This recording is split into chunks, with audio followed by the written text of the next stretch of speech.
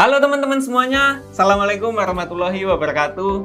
Saya senang sekali pada kesempatan video kali ini saya ingin sharing terkait coding. Buku bacaan pada bulan ini saya membaca buku yang berjudul Filosofi Coding dari Mas Hilman Ramadan, salah satu CEO founder dari sekolahcoding.com. Nah, ternyata di dunia coding ini banyak filosofi yang bisa dijadikan atau bisa kita ambil di dunia nyata. Nah, pada buku ini dia menjelaskan tentang perkenalan ketika dia mengoding atau perkenalan dengan dunia programming.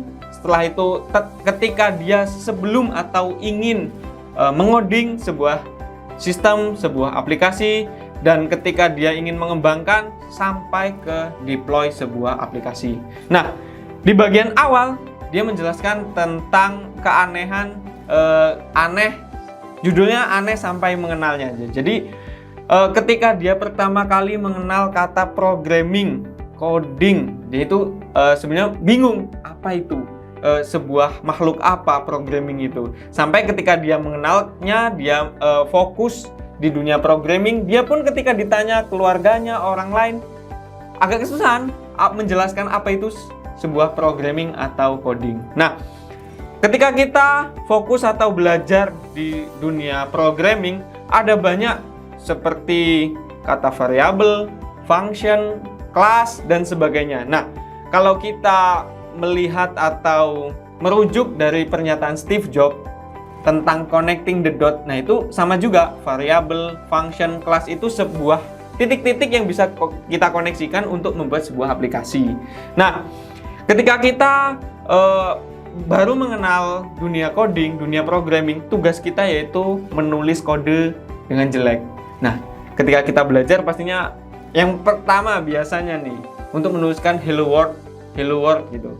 Untuk gimana cara membuat program dari bahasa pemrograman untuk menampilkan hello world. Nah, ketika kita sudah mempelajari beberapa function, variabel, kelas, dan lainnya, kita nggak apa-apa, kita harus menuliskan kode itu walaupun jelek, belum rapi, tapi itu adalah salah satu tugas. Nah, ketika kita sudah menuliskan dan ada beberapa pertanyaan, jangan di dunia programming ini menariknya ada sebuah yang namanya forum, ada namanya dokumentasi, ada namanya grup-grup untuk diskusi terkait pertanyaan-pertanyaan ketika teman-teman di dunia coding bingung gimana cara menggunakan function ini, gimana cara membuat function ini, menggunakan kelas, object oriented programming. Nah, ini nggak usah khawatir, di dunia programming ini ada yang namanya forum, grup diskusi di Facebook, sosial media lainnya, ini ada sangat banyak. Nah, tapi yang harus teman-teman ingat di dunia programming, ketika teman-teman ingin bertanya,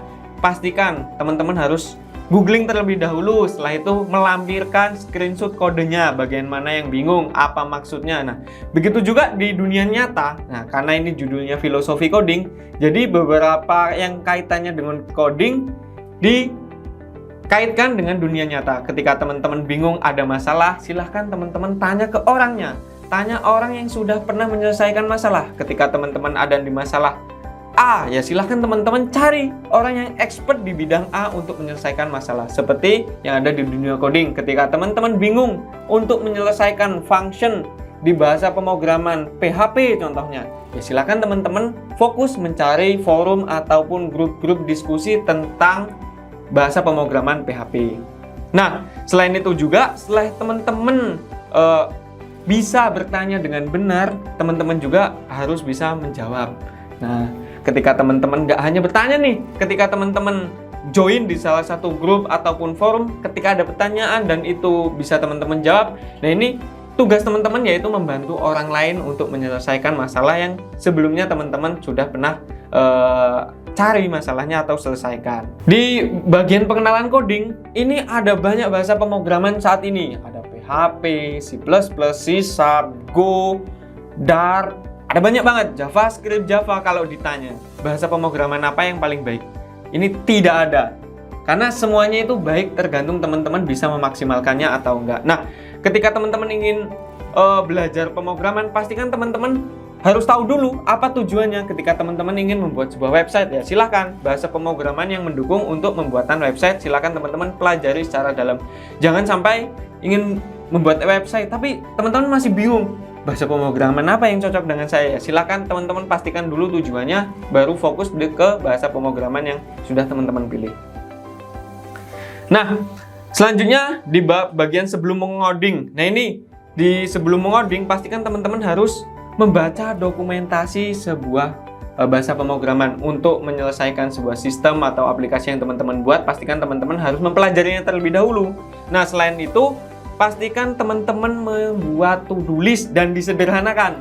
Contoh, aku ingin membuat sebuah aplikasi atau sistem untuk pencatatan. Ya, silakan teman-teman buat to-do list, membuat tampilan, rancangan database. Silakan teman-teman buat to-do list dan disederhanakan. Nah, ini kalau kita sangkut pautkan dengan kehidupan, ketika teman-teman ingin mencapai sesuatu hal, ya silahkan teman-teman buat step by stepnya agar lebih mudah untuk mencapai sebuah tujuan.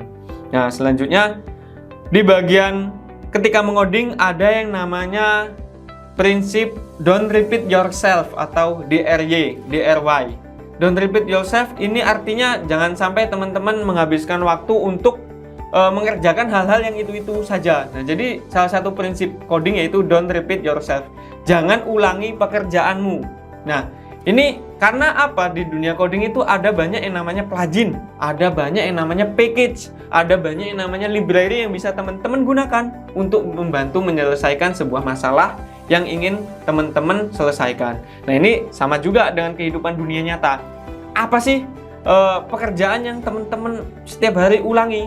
Coba pikirkan, bisa nggak kita bikin library-nya kalau di dunia coding untuk menyelesaikan sebuah masalah yang berulang-ulang. Contohnya, sering banget mencatat lewat kertas dan sebagainya. Nah, itu menimbulkan kertas yang banyak. Nah, teman-teman mungkin bisa menggunakan aplikasi untuk pencatatan seperti itu. Jadi, pastikan dalam kehidupan teman-teman jangan biasakan repeat yourself. Jadi, pastikan teman-teman menggunakan prinsip don't repeat yourself atau jangan ulangi kebiasaan teman-teman yang berulang kali.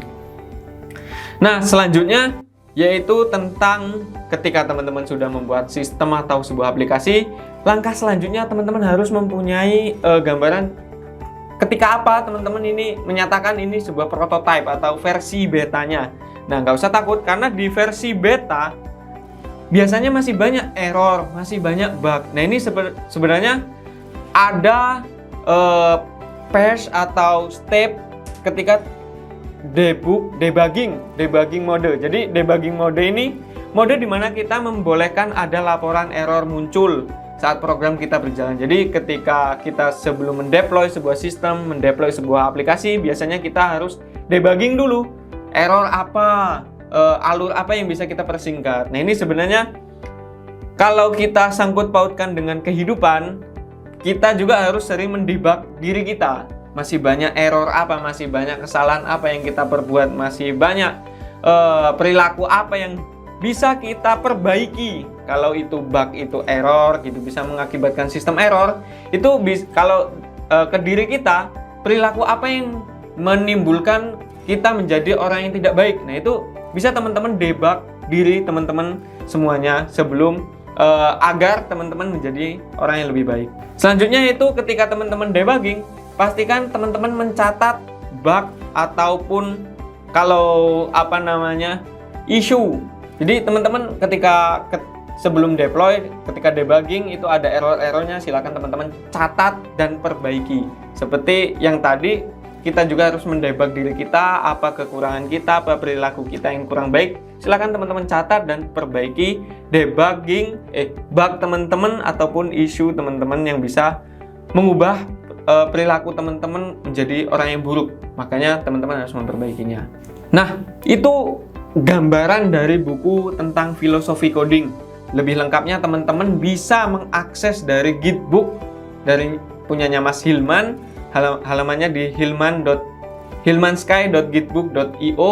Silakan teman-teman baca. Kalau ini bukunya sudah dirilis versi hardnya, teman-teman bisa membelinya di e-commerce. Biasanya kalau Mas Hilman di Tokopedia, seperti itu. Nah, mungkin cukup review buku konten pada video ini. Jika teman-teman menyukainya, silahkan like, komen, dan subscribe klik tombol lonceng agar tidak tertinggal video-video selanjutnya. Terima kasih.